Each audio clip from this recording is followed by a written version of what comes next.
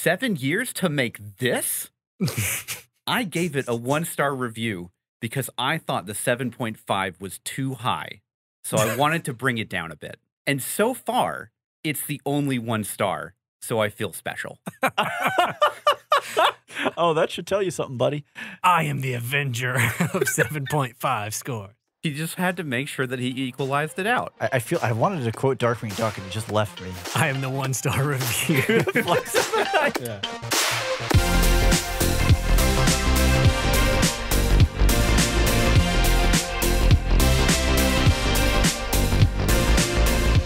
Welcome to Spoilers Intended, a podcast about series and films. I'm your host, Andrew, joined as always by Steven. Hey there. And Ryan. Hello, hello. How's it going, guys?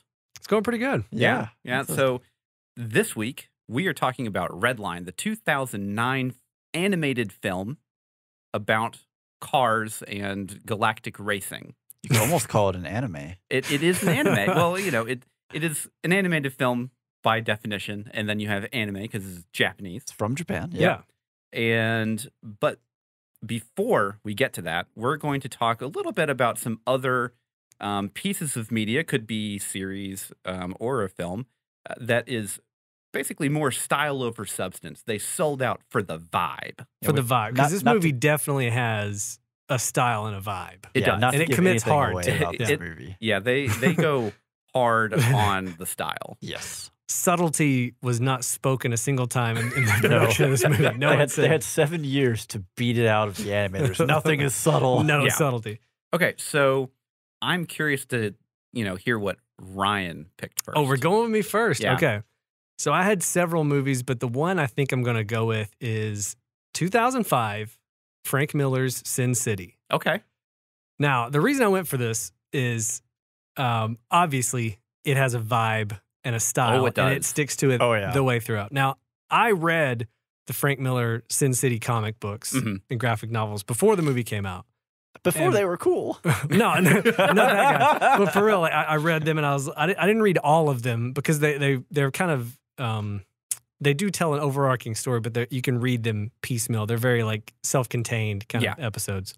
So I had read a lot of them before they announced they were making this movie, and I remember thinking like, so is it just going to be like really contrasty black and white throughout the whole thing? Yes. How would they do that? And then when the first trailer dropped, I was like, they nailed it. They did it, It's just black and white with red. I have not watched Sin City in probably a decade, so I don't want to comment on how well it holds up. I remember really enjoying it at the time. I liked it. But again, I was coming from a fan of the books. But the stylized, like really super contrasty, they shot almost everything on green screen, and everything is very like harsh lighting. Yep. And it perfectly replicates Frank Miller's artwork in the books. Mm-hmm. And for me, it was like when we were thinking about something that has a style and just sells out for it wholesale, it's got to be that. Like everything about it, the selective use of color, just like in the comics, everything was perfect. But especially the really like harsh like highlights on the side of the face, majority of like the people being in shadow and points is just like the comics. They nailed it. And again, they stuck to that vibe the whole way through. So whenever I watched that film, I was not a fan, but I think it was just because I didn't appreciate kind of what they did at the time. Sure. But that was the first film that I saw of Elijah Wood where he wasn't in just like a fluffy role where he's like a good person. Where That he may have just been wasn't Frodo. Yeah. First darkish Yeah, turn first like dark film that he was in, I think. Yeah. Maybe I don't know.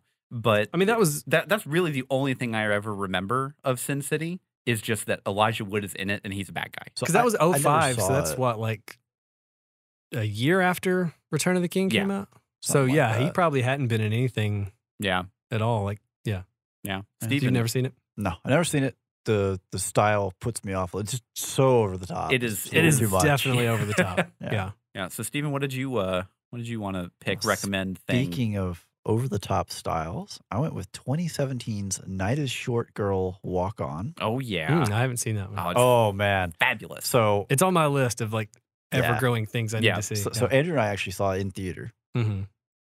Way back in the day now. Dude, pandemic It time. feels so I know, long man. ago. It's like just runs fast, which is kind of almost plays into how this movie goes because it's all about one night of adventure, and it's based on a book. And what I thought was really interesting looking this up is the illustrator for the book is also the original character designer for the animation. Okay. So I thought it was really cool. So theoretically, at least, it holds true very well. Yeah. But they lean very heavily into kind of this simplistic, over-stylized look for much of the movie because a lot of it is kind of whenever you enter a character's head, it becomes very basic. Yeah. Shapes, colors, etc. It almost feels like paper cutout artwork. But the movie itself is definitely one of those movies where you kind of have to turn off and just lean into the chaos. Yeah, because it does not, nothing about this is very serious. So the whole theory is essentially one very long night of adventure with each of them having separate adventures that both bring them together and apart and then together, etc. So it's a romantic comedy with probably one of my highlights being the concept of guerrilla theater, where the university that they're at, they have a director whose only purpose is basically to keep everything in order and students in line.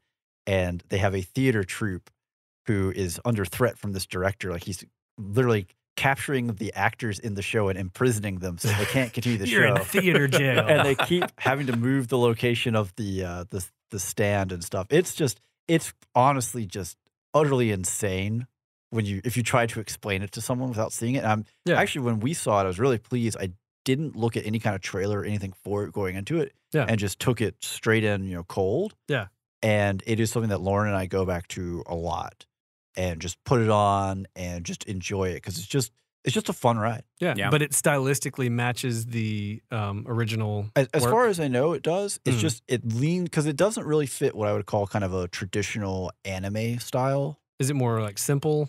It is much more simplistic. Yeah. So a good so if you have seen Night is Young Walk On Girl, Night is Short. Night is Short, excuse me.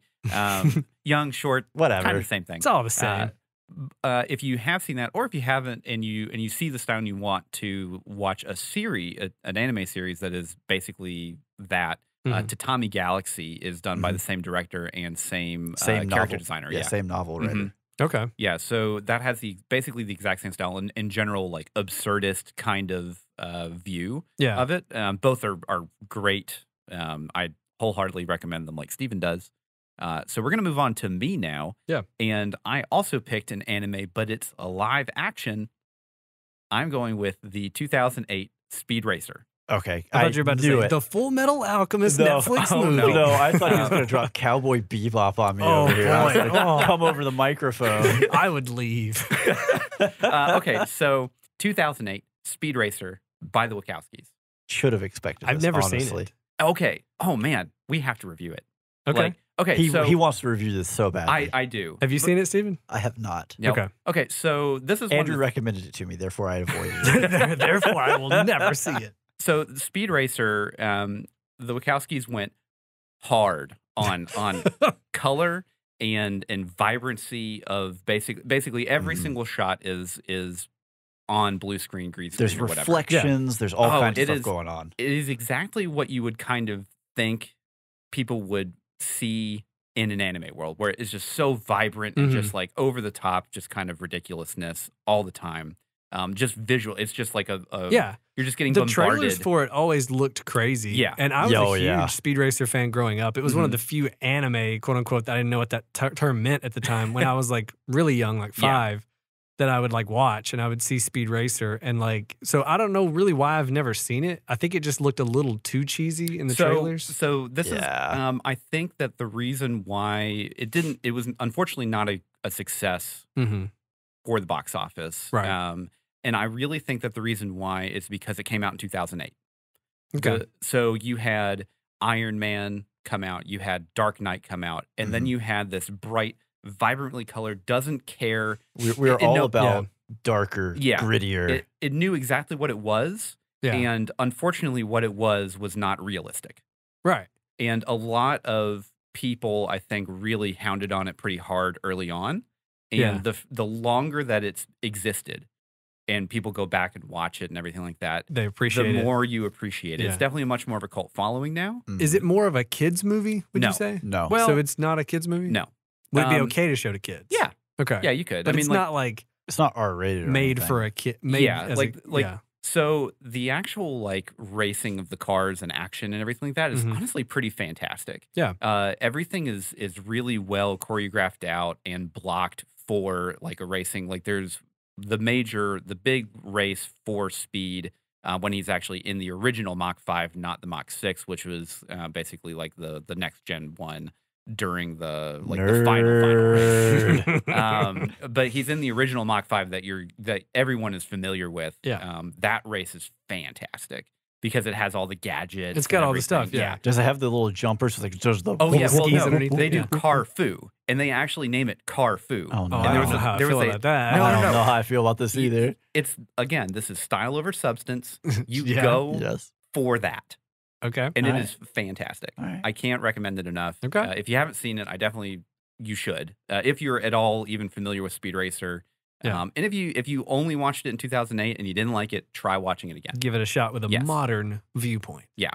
Okay, All so we are done talking about style over substance. Actually, no, we're not, because now we're going to talk about Redline, 2009, directed by Takeshi Koike, which is so contrasting of an animation style that I don't even know how to describe it.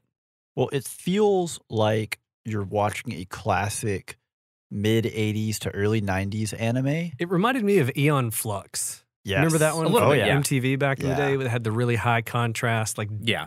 big, bold It has shadows. that feel despite being made in 2009 because there's no CGI assist. Well, okay, so Whoop. I will get to that. There's a Okay. little, There right? there is a A lot little. of caveats Oh, to okay. that All statement. right. Yeah. Okay, so I'm just going to give the synopsis here. Go for it. A story about the most popular racing event in the galaxy, the Redline, and the various racers who compete in it.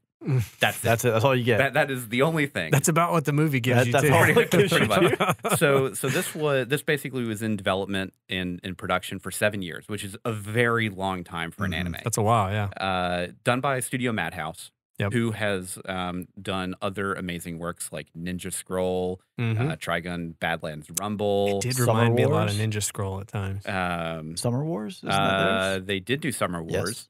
They also did one of my favorite slice of life animes of all time, A Place Further Than the Universe, which came out in 2018, I think. They've helped out on stuff too. Didn't they do Yes. some stuff with Ghibli, or like some? So Studio assists. Matt, they also did One Punch Man, if you're familiar. Oh, yeah. There oh we yeah, go. yeah. But so these guys First are season. First season. first Season season, one. Important not caveat. season two. Very clear. Season 1. These guys are a powerhouse in the anime world. Yeah. Unfortunately, Redline almost bankrupted the studio Oh no. because it took so long, Mhm. and they poured so much time and effort into making this thing. It just didn't pan out. It only made $8.2 million at the box office. Sure. Oh, No, that's- Total. Like worldwide. That's everywhere. That's How big was the release? I wonder. painful. Like, was it pretty small? it Because like, was more than likely a smaller release, but even Yeah. in Japan, no one wanted to watch it. so like, even if it was limited just to Japan, it should have probably made more than that, right? Oh yes, way more. Yeah. Unfortunately, there is no numbers of what the budget was, but it's Mhm. way more than that. Sure. Yeah, they lost That's a safe lot to of say. money If it was on in those. development for 7 years, just paying animators for 7 years would probably cost more than that, right? Whether they were animating or not. I don't know. Animators Well, are, okay, are yeah, pretty good point. pretty underpaid. They Pretty need to be paid underpaid in more, Japan. yeah. Okay, yeah. so we're gonna go just kind of down here. So Takeshi Koike, this Mhm. was his first film directorial debut.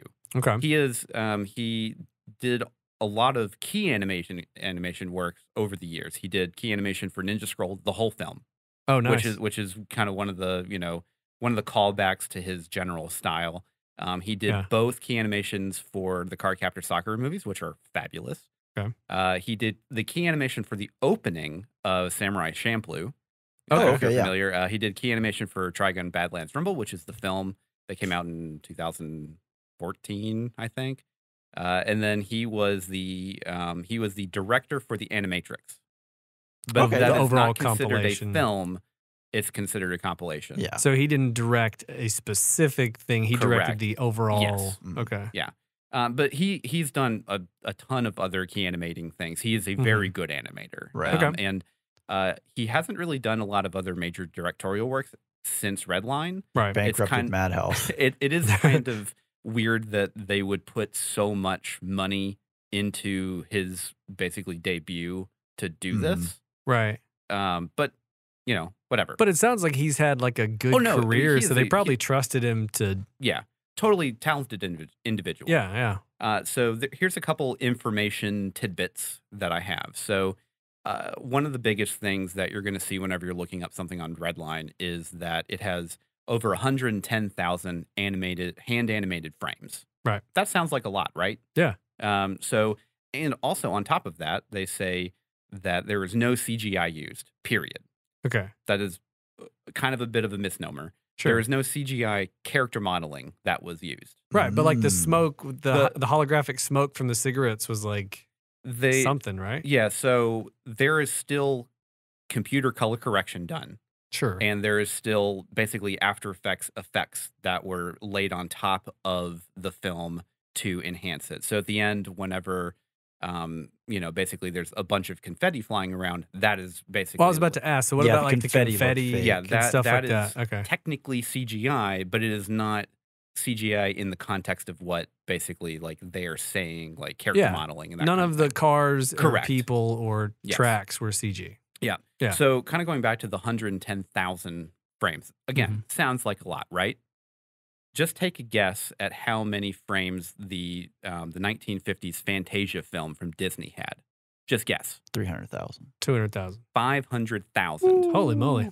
For now, granted, it is a much longer film. Yeah. But just as an example, just the fairies in the forest sequence, which is like 4 minutes, Right. 40,000 frames.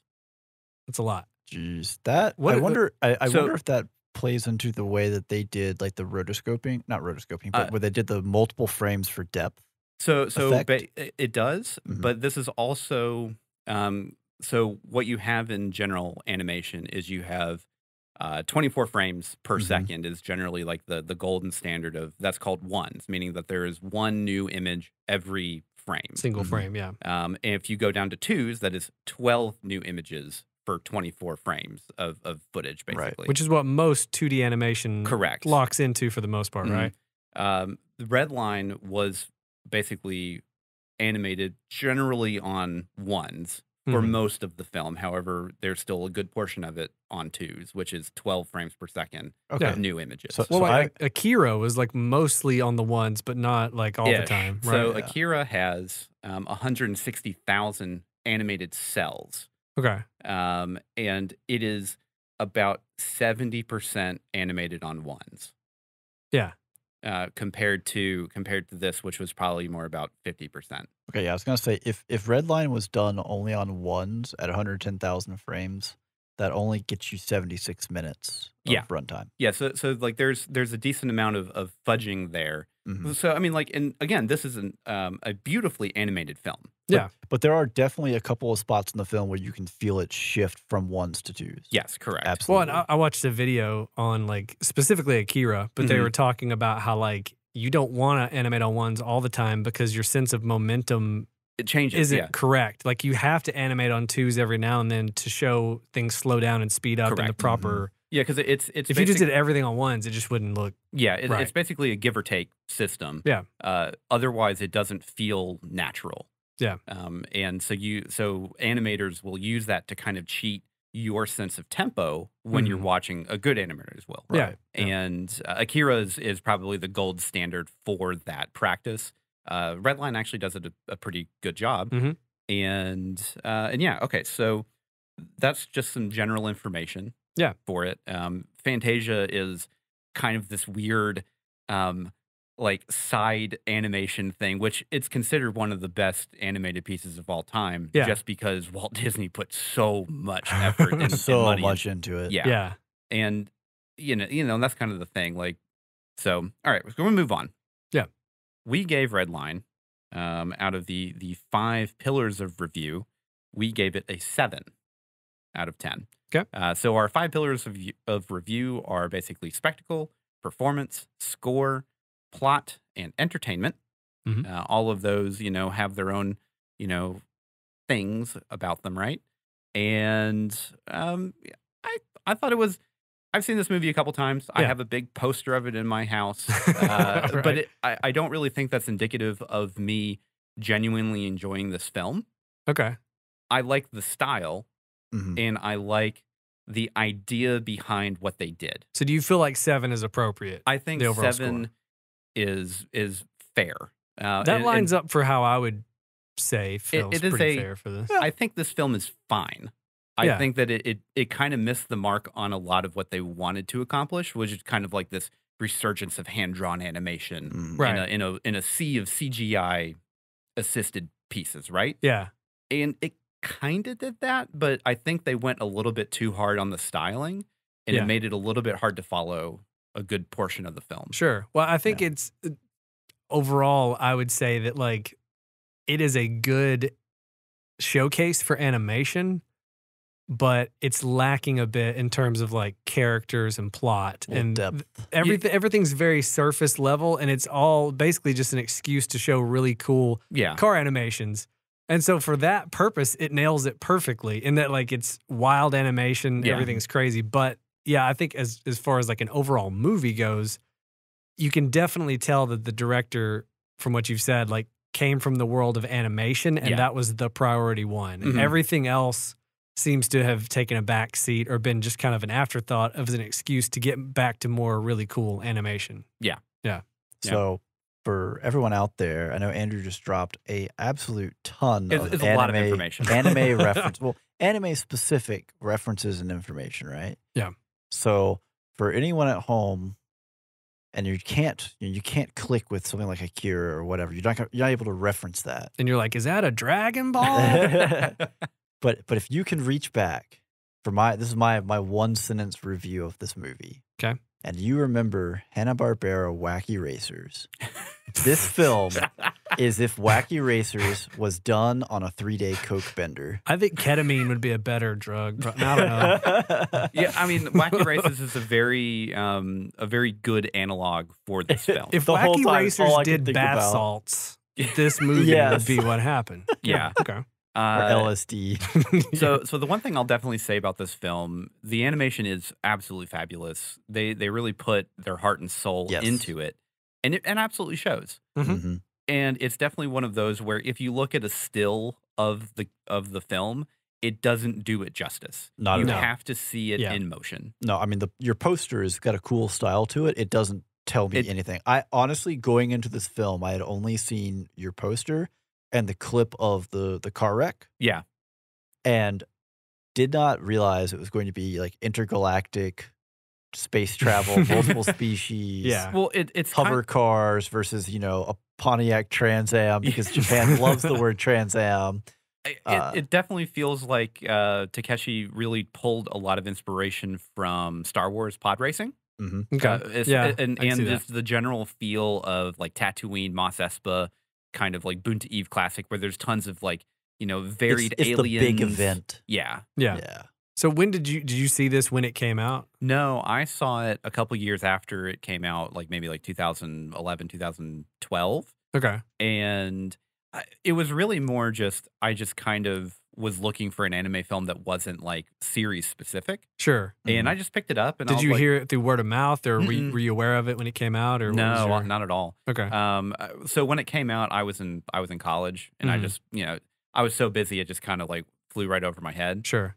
and I just kind of got to this point to where I was like, oh, I watch it, and we watched it, and I was like, this is pretty good, Yeah. but I honestly couldn't tell you a single thing about the middle part of the film. Sure. Yeah. It was just so generic that it just kind of washed over me. Yeah. But I remember the first 4 minutes or whatever, the first race, And the last like and 20 then the minutes. last like 20 minutes. And Interesting. everything else was just kind of So Steven, had you seen it before this? I had not. This is your first Yeah, time. it's Okay, my yeah. first exposure. I remember seeing the trailer for it roughly when it was going to Mhm. come out, and never, obviously, it didn't play in a theater Yeah. near me, and then I never really sought it out afterwards. I remember seeing the trailer and being like, wow, that looks intense, and that's an interesting art style, but that was like the extent of my knowledge of it. And then I've seen it, obviously, the poster in your house, and I've seen people reference it yeah. throughout the years.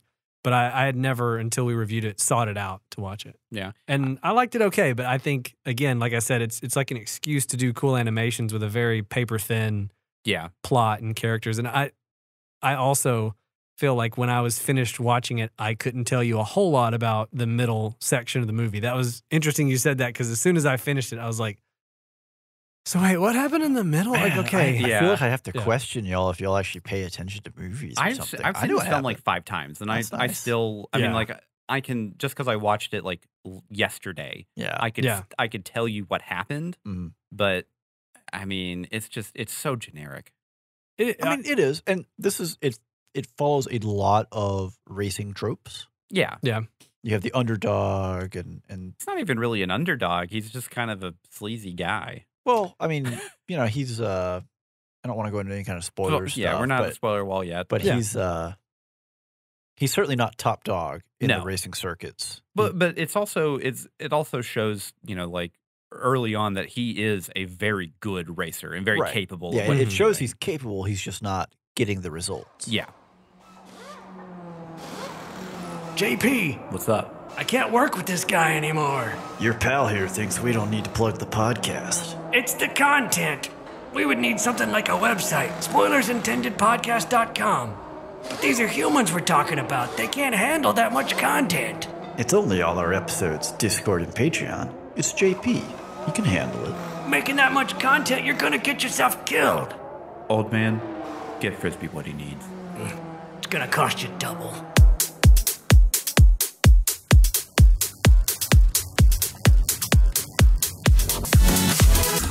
And we are back from the spoiler wall, or maybe the yellow wall, red wall. I don't know. Red wall. What we're talking about? Some Redline? little cute little mice with swords.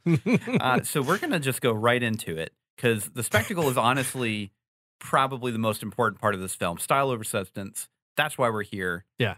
I want to hear what you guys gave for spectacle. Should we do this review as fast as possible to be in line with it? We just scream our scores at the same time. I'll go first. Yeah. I gave it an 8. Okay. All right.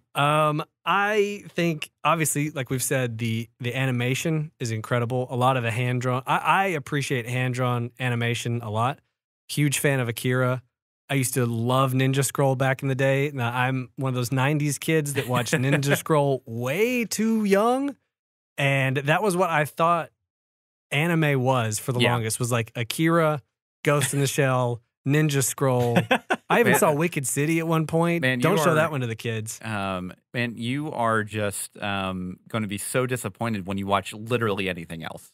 Right. So I like went into, well, because for backstory, right? Like in the 90s, there wasn't a ton of anime being shown on television over here. Yeah. That didn't happen until Toonami and Dragon Ball Z. So you went and to stuff later. the side weird store. I went to Suncoast at the mall because that was the only place that had any anime movies. And I remember the first thing I ever saw was Akira, and it was my friend David. That is an intense film. Yeah. To watch That's a great start. What are you talking about? He had an exchange student from Japan that came to live with him, and dude brought like 4 volumes of Akira manga and the movie. And we were like, oh, yeah, man. Wow. He's like, I'm going to expose you to my culture. Yeah.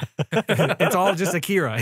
Yeah. This is what Japan is like. Yeah. And so I would go to Suncoast, and the problem back then was you couldn't rent. None of these movies were at Blockbuster. No. They weren't at Movie Gallery. So I would go to Suncoast and just look at the cover and be like, I don't know, it looks pretty wild. I guess I'll buy this.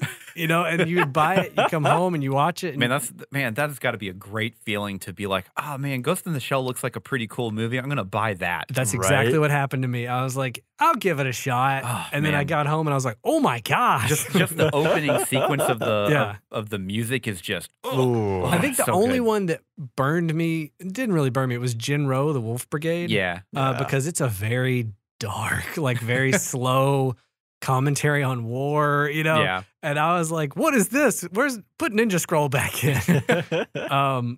But so for me, I appreciate any kind of animation. I remember, you know, the first time I started watching those movies and being like, holy cow, like, especially with Akira, you know, they're animating on the ones in a lot of scenes, like the smoothness, the detail. Mm-hmm. So for this, you know, movie especially, I appreciate all the hand-drawn stuff. Oh, yeah. However, I do not like the art style. Yeah, the art style is a little grating. It definitely is, for me, a visual eyesore after a while. Like the really stark contrast shadows, again, kind of reminds me of Eon Flux. Yeah. And I remember watching that back in the day on MTV late at night. And like, I appreciated it and it was weird and cool. And what is this show? Edgy, and you didn't really know what was yeah. going on. Yeah. Yeah. Right. You know, it was that, but I didn't really love how grotesque some of the characters looked. And to come back to this, kind of the same, kind of like Ninja Scroll, of like, you can watch the movie Ninja Scroll. If you're familiar with it, you'll know what I'm talking about. And it's like a hard watch because there's some rough stuff that happens in that movie. It's very graphic compared to this movie. But you can appreciate the animation, but the story is kind of meh, bare bones. You know, I would say it doesn't really go anywhere. For this one, though, the animation, you know, top notch. The style got on my nerves a little bit. Like, it was, by the end of it, I was over it. Yeah. The colors, a lot of them like bleed into each other in some scenes, and some scenes have so much going on that you just that it's visual. Like, I had to rewind it a few times it's just visual to try to parse what was happening. So I feel like it almost like leans into that excess of like, look how many things are animating on screen at once, so far that you lose track of what you're supposed to be paying attention to. So there's not really a lot of restraint. Like, this is not a Satoshi Kon film. This is not a like a Ghibli, you know, movie. Like, it's beautiful. It's a crazy good example of animation. It's beautiful at times, let me say, but it is just excess to the max the whole way through. It's intense. So I gave it an 8. Yeah. Steven? Speaking of intense, we're gonna kick it up a notch. We're gonna go up to a 9. 9. Yeah. Oh, maybe a little Nazi reference in there. We're getting plot's not here yet. Plot's not here yet. That's a teaser. No, I mean, gorgeous stuff. The style didn't really bother me as much. It took a little getting used to, but I think once you get settled into it, it doesn't really grate. It is definitely a very high contrast. I think Aeon Flux is a great comparison, even though these are, as far as I can recall, totally different animation. Did Madhouse do Aeon Flux? They No, they didn't. No, Okay, no. I'm pretty sure it was Western animation. I thought so. Yeah. Yeah, I can look it up. Yeah. Okay. Just look it up real quick. Continue. Get on that, Andrew. Anyways, back to my review. No. Back to me. Back to me. So, but no, I loved especially some of the style choices they made when they hit high speed or they would accelerate and they would do the long stretch shots down. I love that. Is such a great feel of speed. You know, there's a lot of color, a lot of you know, riot, I think is the word that I would go for in terms of what's on screen. Yeah. Aeon Flux was an American avant-garde science fiction adventure animated television series produced by Mook Animation. Okay. Don't know who they are. Nope. Continue. But anyways, definitely not Madhouse. I didn't think they would be. But they had a just so much going on at times that it was both a treat and also almost a strain. And I think my biggest complaint was for some of the action sequences, they did not have good blocking or framing where you would have a general idea of where stuff was action happening. would start from the right and go to the left, and the next scene we'd be going from the left to the right. And I don't know if we zigged and then we zagged, or if I got turned around here or what. But okay, now then we pull back out. But okay, well, we're here now. Okay, yeah. So there's some general confusion there, but I mean, for the most part, going from a lot of some of the other stuff that I've watched, it's a real treat. Yeah. And it definitely doesn't have, you know, when you were talking about other stuff Madhouse has done, and One Punch Man comes to mind, it doesn't have the same kind of refinement, I feel like, that they have in One Punch Man. I mean, granted, it's, you know, like almost a 10-year and difference. there's a huge gap there. Right. But where this was much of just kind of almost a test of how much can we cram on there? Yeah. And can we do it? It felt almost like showing off at times. And it doesn't always go to its benefit. But for most part, it's impressive. I feel like, too, like all the racing scenes, for the most part, are like extremely well done. But it does, to me, struggle in a lot of the dialogue scenes. Like, even when you're watching it subbed in the native, you know, Japanese, the mouths don't quite match up sometimes. They're a little, like, it's like they oversimplify it. Yeah. It's like they, again, all the effort was like, make these racing scenes wild. And then the other stuff in between was, like you're saying, even with like the motion of just like when they're in the restaurant, it's framed up okay, but there's just some stuff that's like, it's like those sections to me were lacking compared to the TLC that was put into the races. Yeah. Although I will say the character designs were really cool. Like they had a lot of really distinct designs. There's Everyone passes the well, when you have the hair silhouette like test. JP has, you pass every silhouette test ever. Yeah, it felt like a F-Zero or like Oh, yeah. you know, Yeah. you got these wild Captain Falcon's got to drop in. Yep. And they basically kind of had a Captain Falcon. They did, yeah. More or Which less, yeah. which for people at home, when I'm talking about what JP's hair looked like, this is not Cloud, this is not Goku, this is one single monster fin. I mean, this is literally just a very overly exaggerated Elvis hair. Yeah, Pompadour. Yeah. Okay, so I'm gonna go. Go for it. I gave it an 8. Okay. Mostly for the same kind of reasons that Ryan said. There's a lot of excess and there's no restraint. Mm-hmm. And maybe like even when I watched it the first time, I loved the opening scene of the race. Yeah. Like just the whole feel whenever they finish the race. That kind of is where my energy for the film kind of ends. Yeah.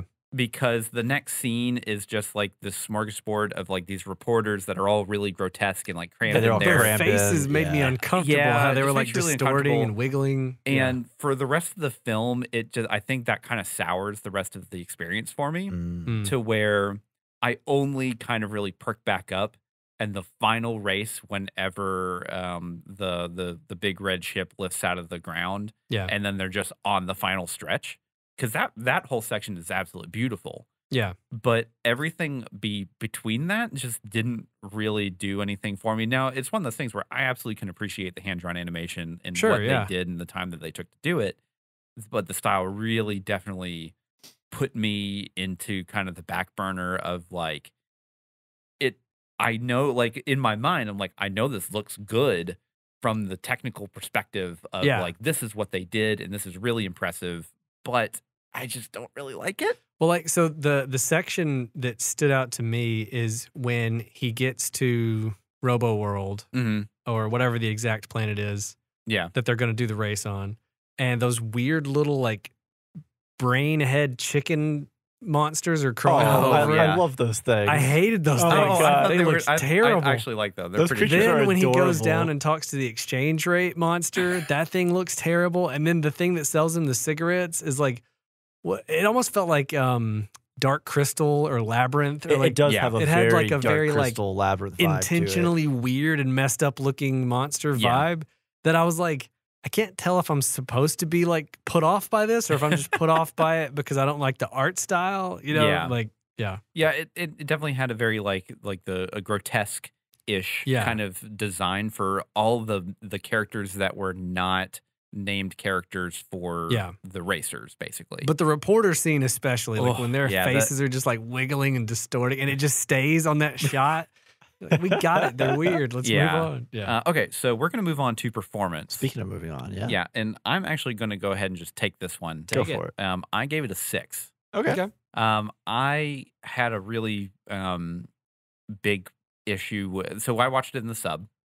I have not seen the dub. I don't think I have access to the dub anywhere. It's free on Plex. Oh, right now. okay. Also on the Roku channel. All right. Well, Really? anyways. Yeah. So, I watched it in the sub, and I'm actually familiar with basically all of these voice actors that they're in a bunch of other movies and shows and everything. And maybe it's just there's the general dialogue, which this is more of a plot thing, but there's really nothing that anyone's actually saying for most of the film. Like there's just kind of no substance there. It's just like dialogue to get through the scene, to get to the next scene. It's kind of just pushing things forward. Yeah. And there's like you just never get any emotion from basically anything. Yeah. And and performance does come down to, how they portrayed in the animation, and maybe the general style was kind of taking some of that away from me, on top of any kind of like scene with Sonoshi and JP just didn't really do anything for me at all. Fell pretty flat. Yeah. I don't know. It just didn't have the spark that a lot of other shows, I'll say like Fullmetal Alchemist Brotherhood is a prime example of the voice actors sell that show. Yeah. I mean, the animation's really good too. The story is fantastic, but they are the ones that push that over the edge into where like you can get me crying in like a second in that show. Yeah. Just because like they just put so much emotion into those performances where this one just didn't really feel like that. Yeah, I'll jump in because I also gave it a 6. Yeah. It was fine. There was nothing about it that was bad, but there was nothing about it that was great either. I feel like both. So in terms of the voices, I watched it subbed and I watched about half of it again dubbed. Yeah. The dub's okay. I mean, it's probably like a 5 out of 10. There was not a whole lot of like voices in the dub version that stood out as being like just abjectly terrible. Yeah. They do change the script up a little bit to goofy extent, which is it's again the plot to me is so paper thin that the changes are minor, but the performance of the dub actors wasn't bad. The character of JP though, like he's not as cool as Spike from Cowboy Bebop. Yeah. He's not as funny as the guy from like Space Dandy. Yeah, I was gonna say Space Dandy. He's like just kind of there. He's an everyman, and this felt a lot. There was a lot of Space Dandy in this. It felt like a little bit. Yeah. The absurdist level of And the it absurd, is very there for Space Dandy in that. It's a good analog. I think for performance too, I would say that in terms of like the animation, the way they animated the performance of the characters and stuff in the cars where they're like gritting their teeth and they're like, you know, doing that stuff, it was great. Yeah. Again, it's all the in between stuff, like him and Sonoshi in the restaurant. Yeah. And when they go on their Like, you don't feel anything. date, they drive back. The animation in any dialogue scene really was okay, but it was not as good as other animators and other anime movies that we've seen. Again, like Satoshi Kon, anything from Ghibli. Yeah. You know, like you don't feel the emotion, you don't see the interactions between characters. You put them in a car and they're screaming and their eyes are bleeding. All of a sudden it's like, wow, you know. So I think that very similarly to performance for me, or to spectacle, performance is the same way of like when they were, you know, in the heat of action. Yeah. It was crazy. When it kind of toned down, it fell apart for me. Yeah. So sorry, Steve. sorry. I'm just gonna so Takeo Kimura, the guy that plays JP. Yeah. When he is in the car, like you said, like especially whenever he in that first race, like he's really selling it. Yeah. Of the speed and the G forces that he's kind of under. A lot of good grunting and screaming. But then after that it just kind of falls. Anyways, Steven. Well, I guess I'm just here to be the high man. I gave it a 7. That's fine. It's not much. It's not that much higher. It's not a big difference. And I also watched it subbed. And at times definitely felt like I was kind of reaching on this one just because there just wasn't. There's just not a lot ton. there. I really enjoyed kind of some of just the background and side clatter and chant and clamor that you get. Yeah. Like the little bird creatures pestering him for money. That kind of stuff for me is great because it really sets the tone of like where you are. Yeah. Yeah. I think probably for me the best performance was probably Sonoshi's actress, especially when they're in Yu Aoi. I will take your word for it. Especially when they're in the flashback with her as a kid. Yeah, when she's trying to get wrecks. when she's trying to get the thing out, that was a good one. That is probably the emotional high point of the film. Yeah. Or when it happens again later on in her race. Just kind of her reaction to that. I actually really enjoyed kind of the sort of flirtatious, sort of not, do you remember me, do you not remember me interactions between her and JP in kind of the slower scenes, which is why I keep looking at y'all. We're like, well, I don't really remember the middle of the movie. I mean, it's one of those things where I remember what happened. Being a little hyperbolic. But it's definitely, it's very generic enough to where, like, had I not seen this film 5 times. Now, when we get into plot, it's very bare bones. Yeah. It is. And it's very generic. It's very tropey for sure. But I think not like everyone rose above this or something, but like I believe JP for who he is. He's not as cool as he thinks he is, but he thinks he's cool. Yeah. And it just doesn't play off as well as he wants it to. And yeah, like I said, I think for the principal characters involved, the performances were pretty good and the background was good. It definitely suffers in that the attention for like animation was not the characters. It was the movement. It was the colors, the explosions, etc. It was never really their faces. So I will say, just one of the only highlights, which are just super side characters. I don't even have their voice actors down. is the human pair, Miki and Todoroki, racers that are just like absolutely just insane. Guts. Yeah, like where they're just Which one were those? What they look like? Whenever they're doing the interviews and they both like just sit there, stare at the camera for a second, and then it cuts like right as he's yelling at the thing, screaming at him. I love those two characters because they're just so absurd. Yeah. But they actually did a pretty good job because they're just ridiculous. But I liked the just the two random like pop. Oh, see, I didn't like them at all. Well, just because it's such a stereotypical anime trope pull that it cracks me up. And then they're the boob robot, like oh no, that yeah. I was dying laughing. The random like crazy anime analog of Batman and Robin. Oh that duo, those two, Johnny Boy and Lynchman. Yeah, Johnny Boy and Lynchman. I didn't love their performance, but I was like, okay, I don't know what we're going for here. This is weird. I love when they're doing the stretches before they go do their mission. They're doing the high kicks. Okay, so we're going to move on to score. Of the score, someone else start. I'm more than likely going to be the highest one here. Oh, I don't know about that. Everyone's looking at me. I'm going to go first. Sure. I gave it an 8. Okay. I really like I mean, again, we keep talking about there's so much energy, there's so much movement, there's so much going on. The techno stuff that flows behind pumping. Yeah, the bump bump. Especially when you like start off that intro where you're starting mid race and it's just going. Oh yeah. All of that, all the high action intensity sequences, the music just works. Yeah. And it keeps you going. I think where it maybe lets it down some is the slower portions. Some of the slower parts are a little weak. You don't get quite as much emotional support, and I don't know if that's because the music isn't there or because the plot isn't there. It's hard to say. You know, like I don't column A, column B. I don't know. Yeah, you know, this is one of those. Oh, it's time for us to resonate with this character. It's like resonate with what? So this cardboard cutout with the hair. But yeah, I mean, for the most part, for what it is, which is basically high intensity action sequences, the music works really, really well. Oh, yeah. And I would absolutely say, while the soundtrack is pretty fun to listen to, you can't listen to it while driving. You will get a ticket. You will get a ticket, or you'll drive off a cliff. One of my. Both. Oh, go ahead.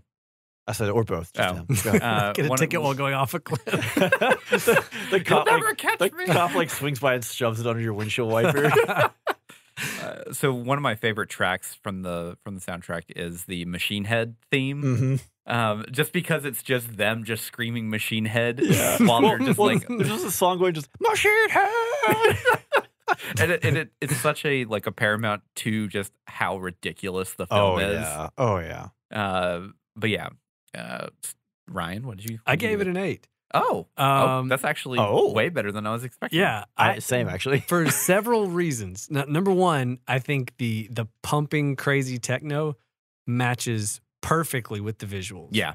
Again, your mileage may vary on taste and on like if that's for you or whatever, but I think the amped up just you know is like perfect for all the racing scenes. It had me on the edge of my seat.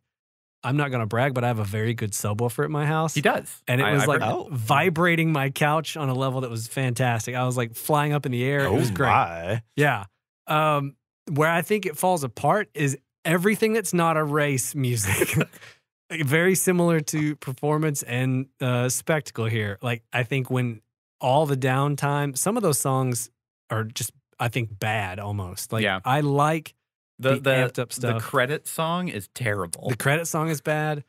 The one other thing that really, I had it down as a 7, and the thing that bumped it up to an 8 for me was when I started watching it a second time. I was watching the first scene again, this time dubbed. Yeah. And I didn't catch this the first time around, but in that song, when JP pulls ahead, they layer in guitar tracks, and when he pulls back, they fall out. Yeah, and a little leitmotif in when there. Sonashi pulls up, the synth part comes in.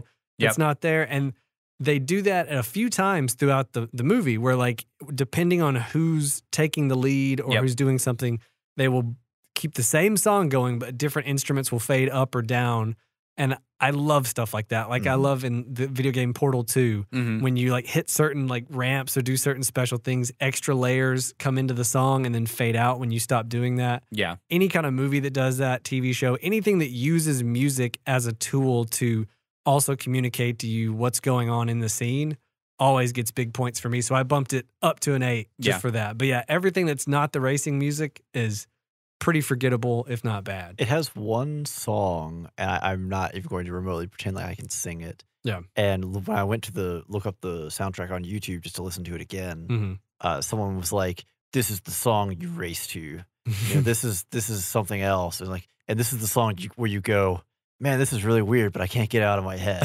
And yeah, it was absolutely that. Yeah. Okay, so I was correct. I was the highest.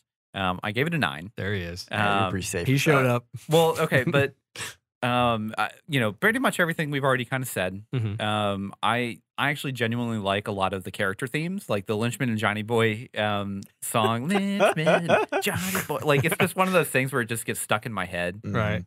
Same thing with the Machine Head song. And I mean, Yellow Line is absolutely the best track of the entire film. Yeah. They started off, they knew what the best track was. Yep. They animated that opening to that track for a reason. Yeah. Like, yeah. And the I also have a good subwoofer in my house, and we pumped that up. Everyone over here bragging about their sound system. Join us. Join us. But what really pushed it from an 8 to a 9 for me was the little mini leitmotifs throughout the film that they had for JP and Sonoshi and Machine Head and those kind of things that will pop up whenever you know that they're in the lead or they're have their moment kind of thing. And but I will absolutely say the final song or the credit song is terrible. Like absolutely terrible. The pop song with the two racing girls too is also kind of like It's I almost think it's stereotypical. intentionally supposed to be bad. I think so. Like, Yeah, they're trying to lean into that. So I'll give it a little bit of a forgiveness on that. Yeah, but I mean, this has been a soundtrack like since I've watched the film initially. Like this has been a soundtrack that has been in my rotation for years. Yeah. So at this point, like it's just kind of like second nature. Like I know what's coming. Yeah. And man, just Yellow Line, like just that entire sequence is just fantastic. Yeah. Okay, so we're gonna move on to the plot, which is always, the thing that brings most everything down. All right, I'm gonna jump in because Yeah. I bet I am high here on Go the for high it. point. I gave it a 7, Okay. and you know why?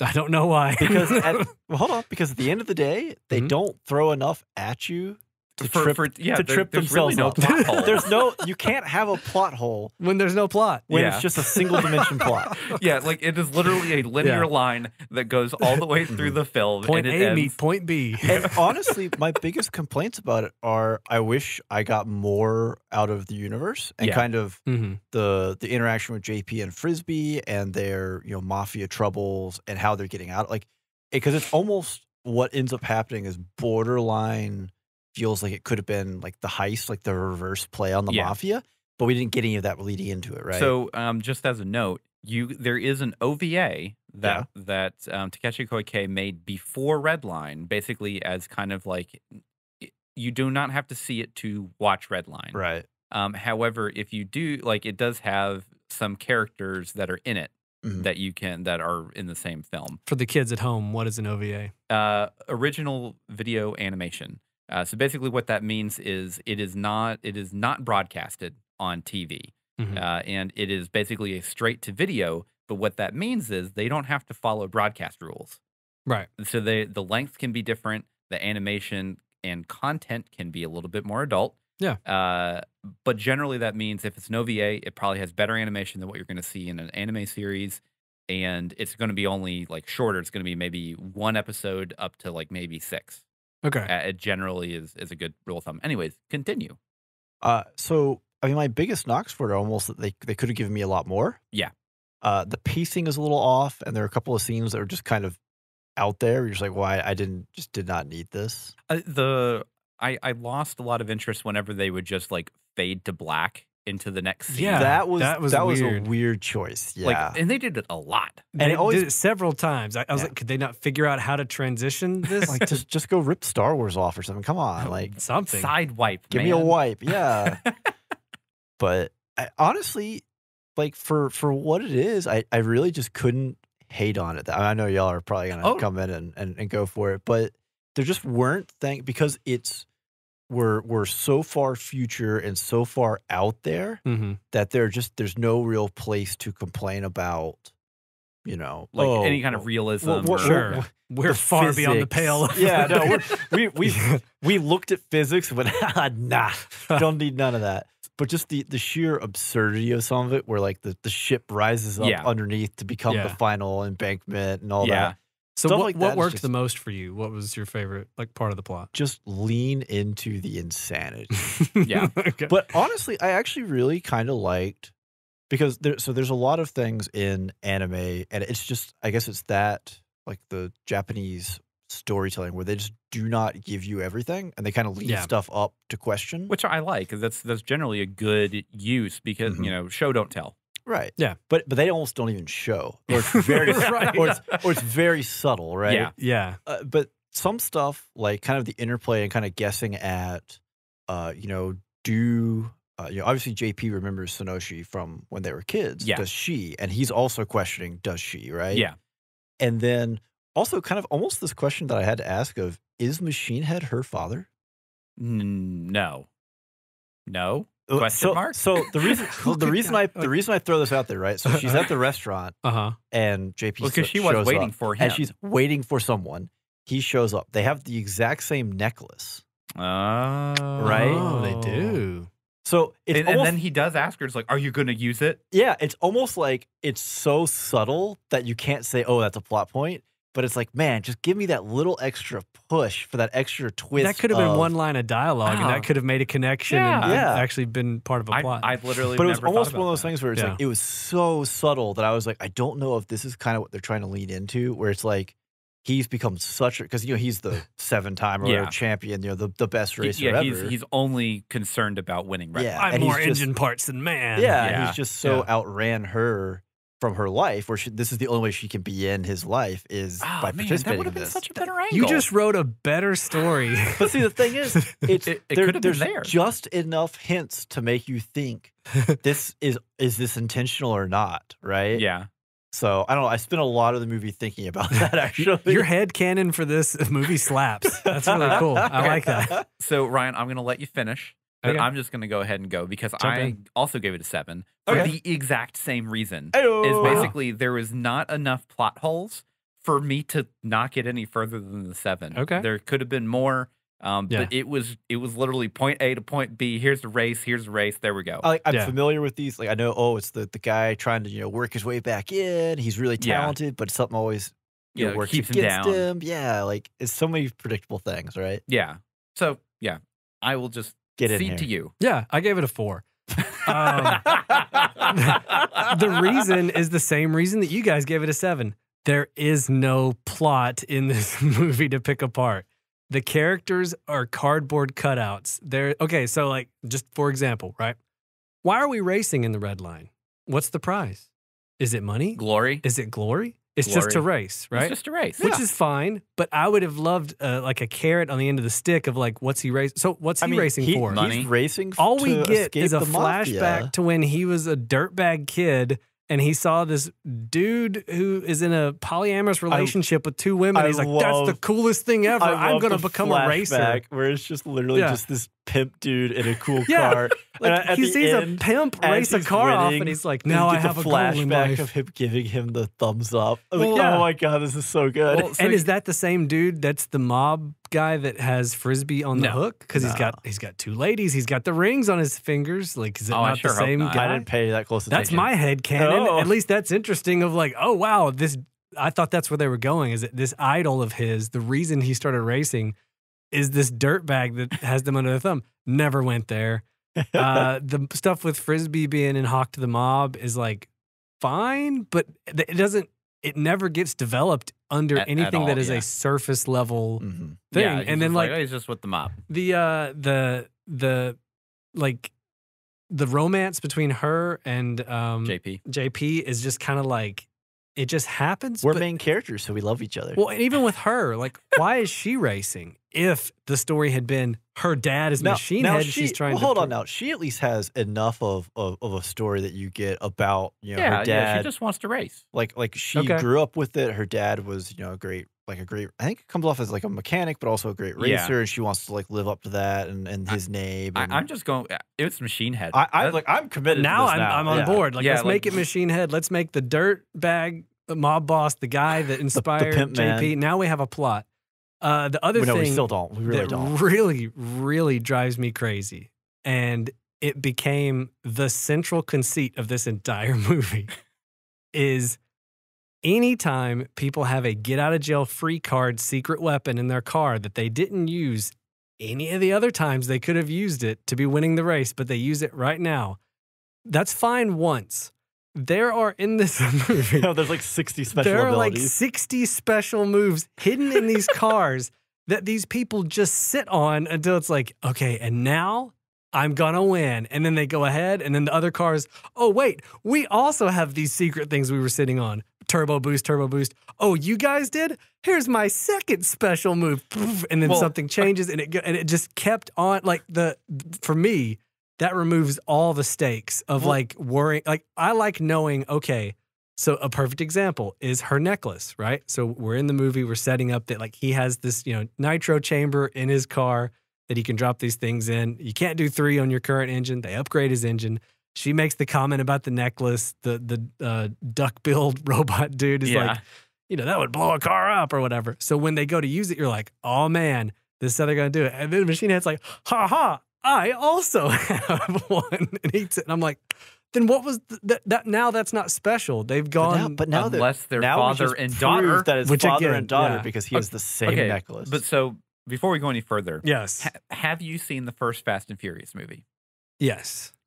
Yeah. Okay. So whenever Brian goes and races Vin Diesel at the beginning, for pink slips or whatever, and he uses his nitro too early. Yep. Yeah. And Vin Diesel looks over and goes, "Ha, too soon, Junior," and then blows him out of the water. Yeah. Yeah. Same thing with the race. Yeah. You can't use that holds no water though, because these people use like 8 nitros throughout the course of it. He only used 3. But okay, there's a scene at the end when the final racing, like the finish line pops up, and all the cars that have been racing this whole time are sitting there, and they all go and grunt, and then their cars go way faster, and I'm like, why were y'all all not grunting and just going faster this whole section before? Because if you use it too early, you won't make it to the line. They didn't use anything.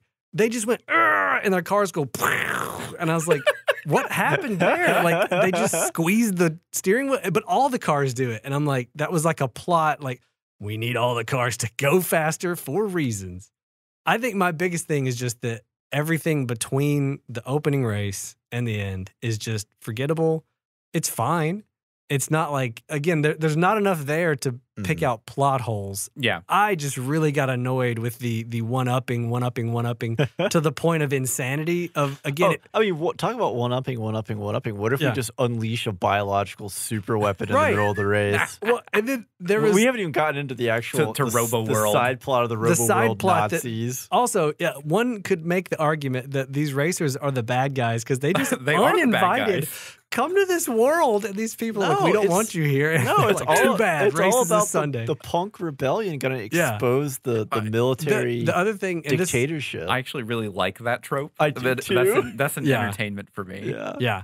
My frustrations just came from, I think I saw a lot of hyperbole online about this film. People act like this is the second coming of anime. And they act like it's like a life-changing experience. And I'm like, I think the animation was crazy, but the story didn't really go anywhere. It was just an excuse to do the animation of the races, which is fine. Going into it now, knowing that, I would probably enjoy it more now than I did before. So, like, that's kind of one of the reasons why I brought up comparisons to Akira and Fantasia. Yeah. Is because, like, this is really just a normal film that just happens to only have hand-drawn animation in 2009. Right. Like, there's not, like if you want, basically the second coming of anime, you don't need it. You just watch Akira. You're done. Right. Like, it is, I mean, okay, I guess you could go watch Ghost in the Shell, Sure. like, and that's basically the next one. But you know, it's one of those things where like this film is technically impressive, generally speaking. Yeah. But when you compare it to other masterpieces like Akira, it's just another film. Right. Well, Like it sounds like we're talking maybe some entertainment levels here. yeah, Yeah. we can go into that. Let's get into Let's get entertainment. into it. I'm already talking, so I gave it a 7. I had to make sure that I had it. Wow. This can't be right. Let me double check. Yeah. Well, okay. So that's the thing is like, again, I appreciate hand drawn animation a lot. Yeah. And I'd love to watch that first Yellow Line race. It's just fabulous. Yeah. And it's definitely the most grounded in whatever grounded universe it could be in. In the scale of this universe, yeah. it's the most grounded. It just because it's a normal race where, Right, you know, it's yeah. just wacky races, no holds barred, Mhm. just, you know, here's Dick Dastardly, you know, shooting, harpoons into this hovercraft. I mean, it's such a Mario Kart thing where It like is, they're like, yeah. "Oh, you passed me. I'm going to shoot you." I really enjoy whenever they shoot the missiles and the missiles like hang out like right next to them for a Yeah, second 'cause they're going hesitate so they're going so fast. fast. Yeah. But yeah, I mean, my biggest thing is kind of like the hyperbole behind the film where like everyone's like, "Oh, it's just amazing." I'm like, "It's fine." Like, Yeah. this film is like barely better than most general anime films.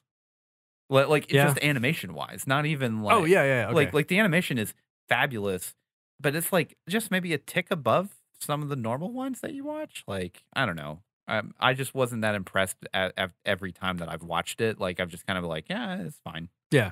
Ryan. I gave it a 6. Okay. And so for me, it wasn't unenjoyable. Like Yeah. I enjoyed it. It was fine. Like I had no like, even though I scored the plot super low because it did like annoy me, I was here for the ride. Yeah. You know, I think the animation alone can get you from start to finish in this absolutely, movie yeah. Mhm. easily. Without you know? a doubt. Personally, the art style I don't love. I don't love some of the grotesque characters. And again, that really harsh, like super dark shadow, like that Mhm. Eon Flux Yeah. look. Not wild about it. It's not my style, which is fine. I think for me, I would have enjoyed it more if because I enjoyed the soundtrack a lot and I enjoyed the technical mastery of the animation Yeah. and how impressive it was. I wanted the rest of it to be good too. I wanted the story to be there. I wanted there to be something that made me like, wow, this really is cool. Look at this. Yeah. It felt like a movie that a lead animator decided to direct. The animation is the star. For me, if I were ever going to rewatch this, I would probably just rewatch the front race Mhm. and that'd be it. Yeah. I might watch the end.